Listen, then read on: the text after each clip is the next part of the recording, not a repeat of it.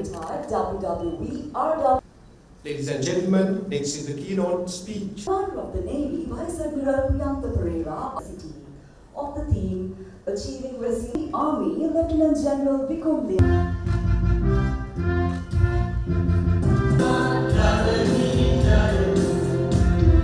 weeps the brave. Ladies and gentlemen, let us observe. Call the following distinguished dignitaries to partake in the auspicious lighting alike. Ladies and gentlemen, please welcome the dancing troupe of the. I am deeply honored to make the welcome address at this inauguration ceremony of the 16th International Research Conference of General Sir John Kotelawala Defence University.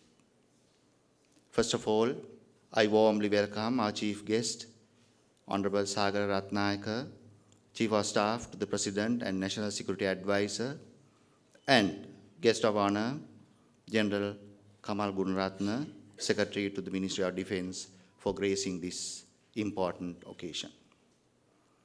We acknowledge your continued support for the development of this university and extend our heartfelt gratitude for the acceptance of our invitation. It's indeed an honor to deliver the keynote address at the inauguration of this 16th IRC of the KDU. Now we say this, that it's an honor when you start a speech as a politician, as a general line. But in this occasion, I'm not using it as a general line. I had the privilege of being guided through KDU a few weeks ago by the former Vice Chancellor, General Milinda Piris, and I really liked what I saw and felt. I had the opportunity to see the facilities, review the curriculums, the programs, meet the faculty, meet the staff, and also engage with a few students. The atmosphere was good, and also what we have seen in the delivery in terms of the records that the KDU has delivered to the nation shows, or it shows to the country as well as the world what it has developed to be. Ironically, the party that I represent celebrated its 77th anniversary yesterday. As one of the people in the forefront in that party, I was also invited to garland the former leaders.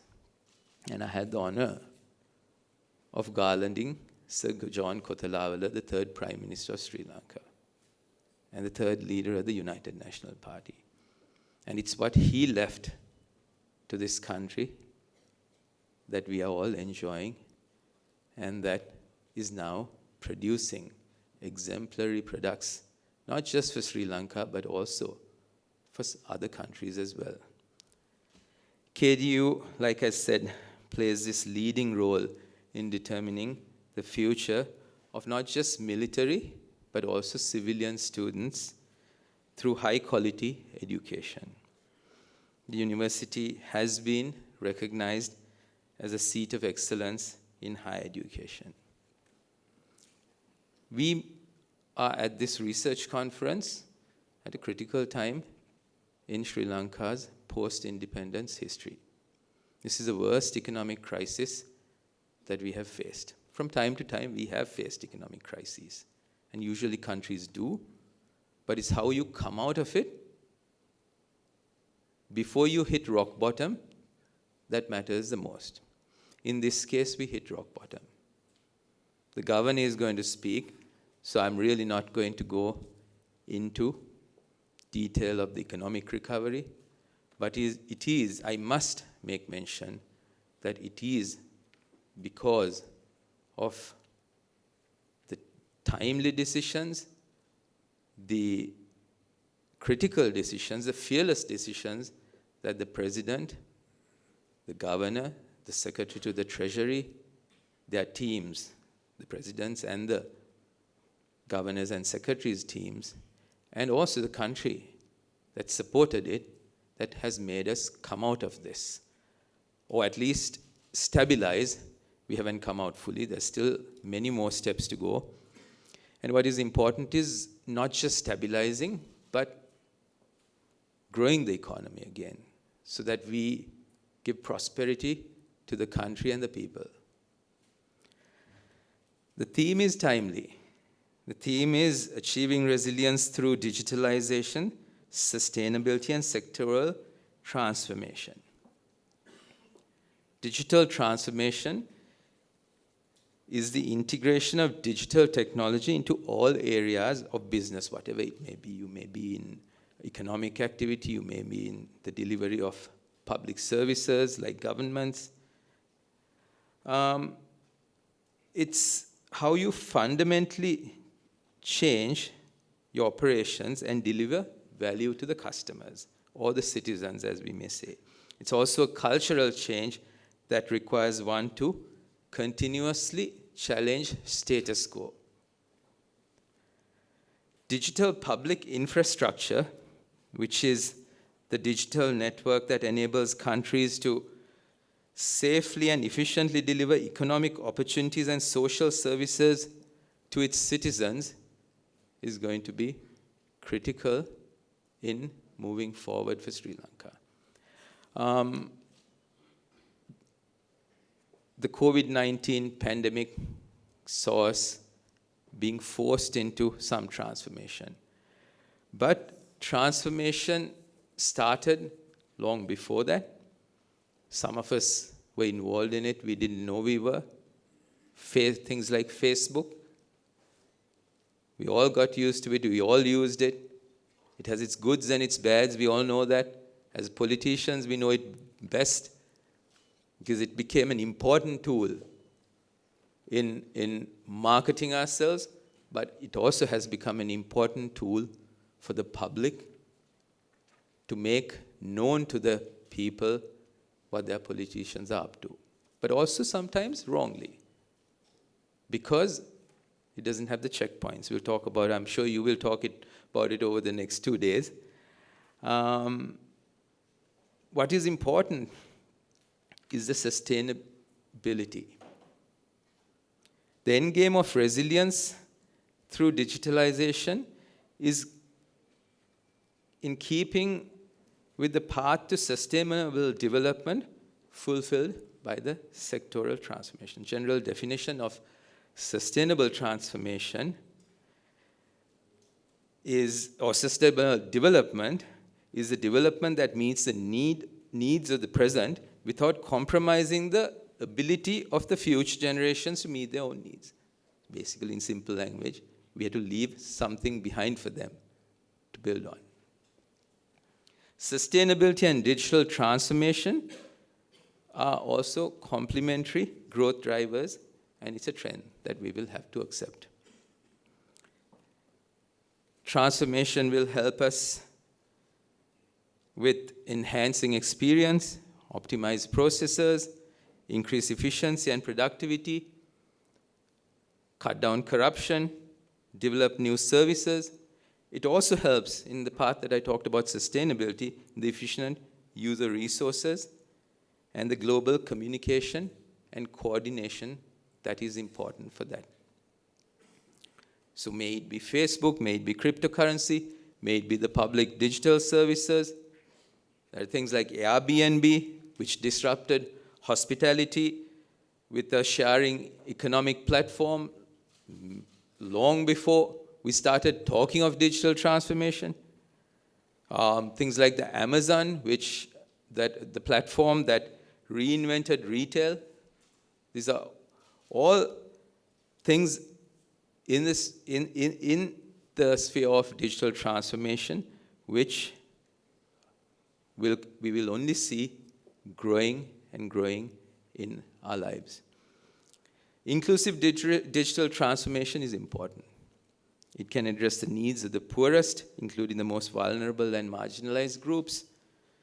It can ensure that it does not exacerbate inequalities. It can encourage the use and development of digital technology that are responsible and rights-based, empower underrepresented groups to participate meaningfully. It can help us in cut in sustainable development, in leaving behind for the future of the future generations. But there's also the downside of digitalization. The vulnerable and those lacking in skills could be susceptible to risks. There can be fraud, data disclosure, identity theft, cyberbullying, and there can be what I said. Yeah, cyberbullying would probably cover for that in social media. We also have the advent of artificial intelligence, which could impinge on the lives of people negatively if not addressed correctly. Whether technology empowers or sows more division and exclusion will depend on the choices we make. Therefore, it needs to be thoughtfully designed, and technology needs to be applied with a whole of society approached. For Sri Lanka, how does it play? We can talk of digital transformation for days and days, but it's only one piece in the puzzle. If we don't put all the pieces in the puzzle, we cannot reach the potential that this country can reach. We have so many things to do. We have an economy to grow, which is the most important thing. The state-owned enterprises need to be reformed. The economic climate has to be made good for people to be able to come and invest here, or even for Sri Lankans to invest. All of this means opening up, liberalizing, but with the right checkpoints, which can be in the form of laws, regulations. Other countries have done this. There are visitors here today from various countries who have led in these fields and reached the peak in their own, or grown their economies as a result of this. If we think of, let's take, for example, the state-owned enterprises as our family silver, and we don't want to let go of it, what good is it if it's going to keep draining us? What is important is to bring knowledge into it and open it up for somebody who will do it better than us. And that's where things like the share market come in. You develop these, you develop your economy. All these enterprises which may be divested will grow. They will be brought into the stock market. It will give opportunity for our people to be involved in it as a shareholder. So we will still be part of it, but we had to think in a new way. So that's basically, I think, the youth. It's in your hands. If you keep protesting on the streets, saying we want these to be part of our family silver, these are our national treasures, we can't let go of it. But what good is it if it's going to keep draining the coffers and draining the people's pockets as a result of that? So these are the decisions we will have to make. There's much more to talk about, but if I keep going on, I think it'll take a long time. In conclusion, I want to say I'm really happy to be here. This conference has gone on for 16 years. This year we have participants from over 10 countries. We have 2 good speakers, guest speakers. The governor of the central bank, who is in the top 21 governors of central banks in the world. And then we have Professor Leland Hartwell, who is a Nobel Prize winner for physiology, for his role in developing protein molecules that retarded the growth of cancer cells some years ago, along with another 2 team members. These are exemplary people who are here today with you. So you have reached good standards. Keep it up. There have been a large number of abstracts. I'm told as many as 420. Some of them, it's only some of them that have been selected after having gone through a process. And have 2 good days of deliberation. Research is important. Sri Lanka is way behind in the field of research.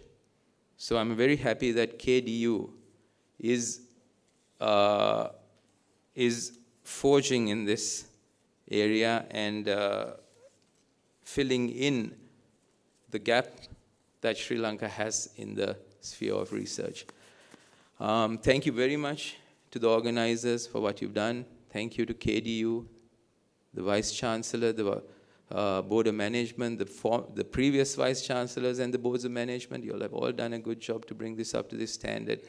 And the President has a vision for KDU, and that will only improve the education level for the future youth of Sri Lanka. So let's all get together and develop this country to reach its potential. Thank you for your help, and thank you for having me here.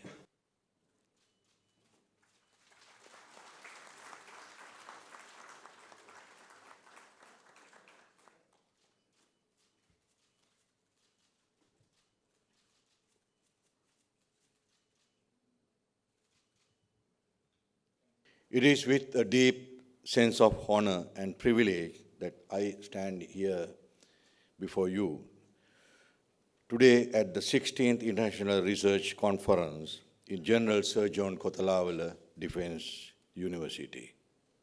I extend my heartfelt gratitude to the Vice Chancellor of KDU and the esteemed conference organizers for extending this invitation to me.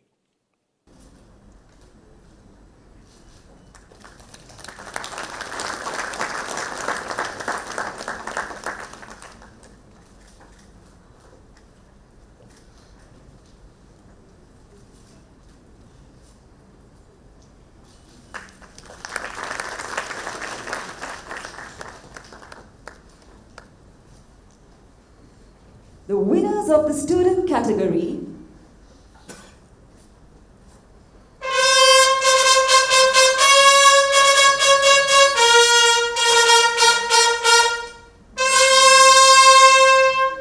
are Ms. M.D. V.A.G. Jayawardena, Intake 36, Faculty of Computing, and Ms. H.S.H. Pereira, Intake 36, Faculty of Engineering.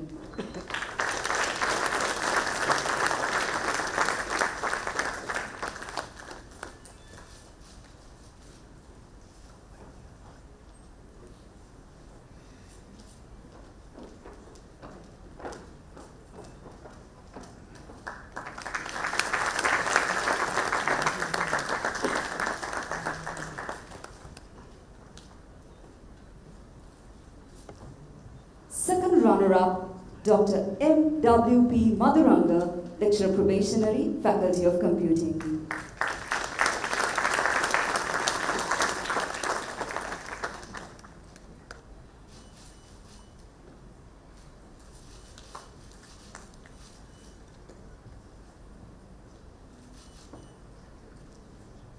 First runner-up, Dr. M.M.P.T. Jayasekara, Senior Lecturer, Faculty of Medicine.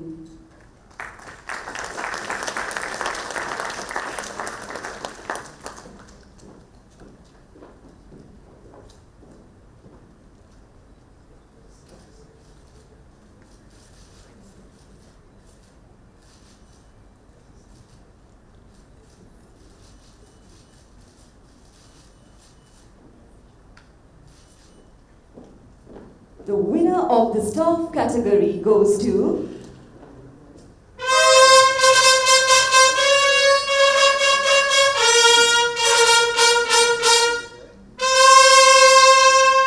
Dr. F.M.M.T. Marikar, Director, Staff Development Center.